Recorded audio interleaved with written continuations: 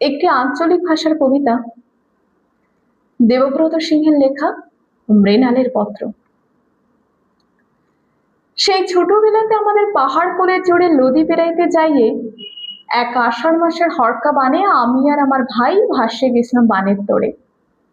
ভাইটি গেল ডুবে, আমি উঠলুম বাঁচে।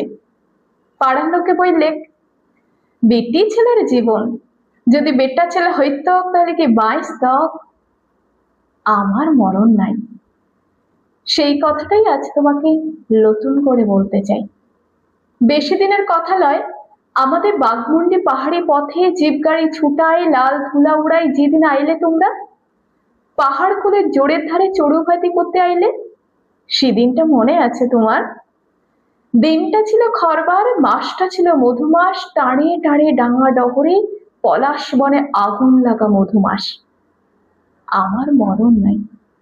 তুমি বলেছিলে তোমার সঙ্গে দেখা হবে বলে মরণ নাই আমার। তুমি রাজপুতপুর, কত লেখাপড়া জানা মানুষ তুমি, বিএ এমএ পাস, হাই স্কুলের মাস্টার। আমি আমি আর কি, কাঠকুড়ানি। রাঙামাটির গায়ের ঘরের স্কুল ছোট কাঠকুড়ানি। কি সুন্দর গায়ের রং তোমার, একেবারে চাপা ফুলের পাড়া। আমি আমি একেবারে কালো, আকর ফলের পাড়া, মিশমিশে কালো। তবে সবাই বলে কালো হলে হবে কি, আমার গড়ন খুবই ভালো। টানা টানা চোখ, মাসির মতো নাক, ছিপছিপে চেহারা, বাঘমুন্ডির হাটে হলুদ রাঙা শাড়ি পরে দাঁড়ালে খোপায় লাল পলাশের ফুল গুজলে আমাকে নাকি দেখায় দারুণ। একেবারে মন ভোলানি, একেবারে মন কাড়ানি। বাপ আমার বাবু ঘরে মনীষ খাটা ক্ষেত মজুর। এমনিতে তার সব ভালো, শুধু দোষের মধ্যে দোষ সে একজনা নেশা ভাঙ করা মানুষ।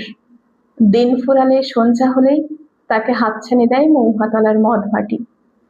ঘর দুয়ার, ছেলেপলা, লেখাপড়া, বাপের কোনো দিকেই লজন নাই। তখন বহু ছোটবেলা, তখন থাকেই দেখতাম বাপ আমাকে বিদায় করলেই বাঁচে, একদম হাঁপ ছাড়ে বাঁচে। মা কিন্তু তা নয়। মা বলতো, এত ছোটতে বিহা কিসের, আর পাঁচটা বিটি ছেলেরা যেরকম যাচ্ছে স্কুলে তেমনি যাক, দুপাতা লেখাপড়া করে আসুক। সেই করে টানে টুনে কোনো মতনে গায়ের স্কুলে ওই 9 টুকুন। ইয়ার মাঝে বলা নাই কওয়া নাই, বাপ একদিন হুট করে লাগাই দিলে বিহা। তখন কে জানতাম অত? পুরুলার খোট্টা পাড়ার জানকি যাত্রের কাছে আগাম টাকা লিছে বাপ। আমি দাঁড়াইছিলাম রুখে। সেই রুখে দাঁড়ানোর জোরে বিহার দিনের থানায় যাইয়ে আমি ভাঙে দিছিলাম সব।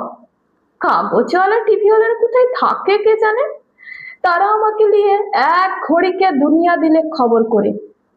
সে খবর তো দেখেছিলে তুমি। মিছা নাই বলবো, এত সব জানে শুনে তুমি আমাকে বিহা করছিলে বলে গায়ের লোকে দেবতা বলছিল তোমাকে। মনে আছে, আমার সব মনে আছে। সেই ফাগুন দিনে দিন ফুরানো বেলায়, যেদিন তোমার সঙ্গে গেলাম তোমাদের বাড়ি, সেদিন ঘুমটা মাথায় আমাকে দেখে ভূত দেখেছিল তোমার মা। তার মুখ গেছিল শুকায়। তোমার বউ দিদি, মানে আমার বড় যা, সেও দেখলাম তাই।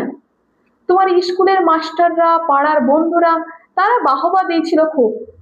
তবে সে কিন্তু ভালো লাগে নাই আমার। সে ঠিক বাহবা লয়, তার ভিতরে কতকটা ছিল কৌতুক, কতকটা করুণা। তুমি বলেছিলে নতুন করে আমার ওকে আবার লেখাপড়া শিখাবে। তুমি বলেছিলে নতুন করে আবার আমাকে ভর্তি করে দেবে স্কুলে। কাজের চাপে সে আর তোমার হইল কই। কত ব্যস্ত মানুষ তুমি। স্কুল, পার্টি, ক্লাব, বস্তিবাসী, গরিব দুঃখী, প্রতিবন্ধী, রক্তদান, জীবদান, তোমার কত কাজ। এক একদিন কাজের টানে তুমি বাইরে কাটাতে রাত, এক একদিন তো কাজের টানে ঘরের কথা মনে পড়তো না তোমার। এমনি করে দেখতে দেখতে ঘরের চাইয়ে বাইরে থাকার সময় গেল বাড়ি। একদিক তোমার মা বললে, ও তো ঘর সংসারে মানুষই না, বিয়ে টিয়ে কেন যে গেলে করতে। একদিন তোমার বৌদিদি বললে, ও তো বাঁধন ছাড়া লাগাম ছাড়া মানুষ, বাউন্ডুলে মানুষ, ওকে এসব মানায় না, বিয়ে টিয়ে একেবারে মানায় না। কথা শুনে কষ্ট হতো খুব, দুঃখ। সেই দুঃখে একলা ঘরে দু চোখ দিয়ে জল গড়াতো আমার। তখন মনে পড়তো দিদিমার কথা। দিদিমা বলতো, গরিব লোকের বিটি ছেলের আবার দুঃখ কিসের? আমাদের দুঃখ যা সুখও তা। আর এই দেখ, আমার একটা কথা শুনে রাখ, যার রং কালো তার মব ভালো। কিন্তু মন ভালো হলে হবেটা কি? সে মনের খবর নেবার লোক কোথায়? বড় লোকদের হুজুকের কোনো কমতি নাই, কত রকমের হুজুক। গরিব ঘরের বিয়া ভাঙে যাওয়া, কালো মেয়েকে উদ্ধার করাও যে একটা হুজুক, সে আমি জানবো কিরম করে? দেখলাম হুজুকটা একটু কাটতে না কাটতেই তুমি পড়লে আমার গায়ের রং নিয়ে। কালো রং ফর্সা করার যত রকমের নামি দামি রকমারি ক্রিম সব একের পর এক আনতে লাগলে তুমি। তার সঙ্গে আবার পালা করে শোনাতে লাগলে খবর, কাগজের সব মন খারাপ করা খবর। গায়ের রং কালো বলে বউকে খুন করলো বর, গায়ের রং কালো বলে বিয়ে ভেঙে যাওয়ায় গলায় দড়ি দিল মেয়ে। এমনি সব আরো কত খারাপ খবর। তবে তুমি আবার সান্ত্বনাও দিতে। তুমি বলতে, কেন যে কাগজগুলো ছাপে এসব খবর? আমি বলতাম, চাই না, এসব খবর শুনতে চাই না। তুমি বলতে, দেখো, খারাপ খবরও জানা দরকার তোমার, নইলে দেশটা যাচ্ছে কোন দিকে সে তুমি পারবে না বুঝতে। আমি বলছিলাম, এমন দেশকে আমার বুঝে কাজ নেই। এভাবেই চলে যাচ্ছিল দিন, দিনের পর দিন। তারপর একদিন জ্যৈষ্ঠী মাসের বেলা পড়তি অবেলায় তুমি বললে, হাওয়া খেতে যাব, চলো হাওয়া খেতে যাব গঙ্গার পাড়ে। কথা শুনে তোমার মুখের দিকে আমি রইলাম চাইলে। তাই দেখে তুমি বললে, না না, মিথ্যে নয়, সত্যি বলছি। সেই কতদিন আগে নতুন বউ হয়ে আসার পরে শাশুড়ি আর জায়ের সঙ্গে একদিন পূজা দিয়ে আইছিলাম গঙ্গার ঘাটে সিদ্ধেশ্বরী মন্দিরে। ইপারে তোমাদের পুরানো শহর, ভাঙা মন্দির, চানের ঘাট, কাঁসর ঘন্টা, উপারে সবুজ ক্ষেত, সর্ষে ফুল, আখের বাদা, ইট ভাটা, তাল সুপারি, মাটির বাড়ি, ডিঙি নৌকো, খায়া খাট, হইচই মানুষ। তোমার হাত ধরে কতদিন পরে আবার সেই গঙ্গার পাড়ে দিন ফুরানো অবেলাতে আউলি বাউলি হাওয়ায় তোড়ে আমার চুড়িদারের ওড়না যাচ্ছিল উড়ে। তুমি চাইছিলে নিরিবিলি, আরো নিরিবিলি। সে বহু দূরে পোড়া মন্দিরে ভাঙন ধরা ঘাটের ধারে আমার কেমন দম আসছিল আটকে। তোমার তখন বাঁধ ভেঙেছে ভালোবাসার, বউয়ের গলা জড়ায় চুন খাইয়ে আদর করার ধুমে। তোমার তখন রাস হরে নাই মুখে। আমি কাঠকুড়ানি, রাঙামাটির গা গ্রামে স্কুল চোট কাঠকুড়ানি। আমি কি আর বুঝতে পারি? তোমার মন আদর করার মানে কি আর বুঝতে পারি? আমার জায়গায় থাকতো যদি অন্য কেউ, সেও কি পারতো বুঝতে? ভালোবাসার মানুষ জড়িয়ে ধরে আদর করার ফাঁকে এক ঘড়িকে নদীর জলে ফেলতে পারে ঠেলে। বলো না, এটা বুঝবে কি করে? কত কি যে বোঝার আছে এই দুনিয়ায়। এই যে তুমি বিএ এমএ পাশ করে মাস্টার হয়েছিলে হাই স্কুলে, তুমিও কি পারছিলে বুঝতে? যাকে অমন করে ঠেলে ফেললে গঙ্গার জলে, সে দিব্যি সাঁতার কাটে উথাল পাথাল ঢেউয়ের তালে, পার হয়ে যাবে নদী, অত বড় নদী।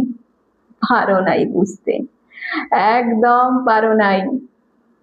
তাই তখনই পাড় ছাড়ে পালাই ছিলে দৌড়ে। কি অদ্ভুত মানুষ তুমি! তোমাকে একদিন বসাইছিলাম দেবতার আসনে, বলো আজ কোথায় বসাবো তোমায়? দেখো, মানুষে মানুষে কি তফাৎ দেখো। তুমি কত কাছের মানুষ হয়ে কত সহজে আমাকে ঠেলে ফেলে দিলে নদীর জলে, আরেকজন কত দূরের মানুষ হয়ে নদীতে ঝাঁপ দিয়ে সাঁতার কাটে দুহাত দিলে বাড়ায়। মানুষটা দেহাতে মানুষ, নাম শিবচরণ, পেশায় ইট ভাটার বদলি মজুমদার। না, তোমার মতন পড়াশোনা করা মাস্টার নয়, লেখাপড়ায় সে বিলকুল আনপড়। তুমি ভাবছো নালিশ করবো তোমার নামে? না, নালিশ আমি করবো না। কি হবে নালিশ করে? আমাদের পুরা দেশটায় সবই তো তোমাদের দখলে। নেতা মন্ত্রী, থানা পুলিশ কোর্ট কাছারি সব সেখানে গা গ্রামের গরিব ঘরের মেয়েদের কতটুকুনি আর জায়গা আছে বলো? তবে এখনো মানুষের পাশে দাঁড়ায় মানুষ, এখনো মানুষের জন্য জীবন দেয় মানুষ, সেই মানুষকে সাক্ষী রাখে এক বড় মানুষের বহুত কালের কথা। আজ আবার নতুন করে বলি তোমাকে, শোনো, সংসারে মাঝখানে মেয়ে মানুষের পরিচয়টা যে কি তা আমি পেয়েছি, আর আমার দরকার নেই। তোমরা যে আপন ইচ্ছা মতো আপন দন্তর দিয়ে জীবনটাকে চিরকাল পায়ের তলায় চেপে রেখে দেবে, তোমাদের পা এত লম্বা নয়। ইতি মৃণাল। তোমাদের চরণ তলাশ্রয়ের চিহ্ন এ যুগের মৃণাল।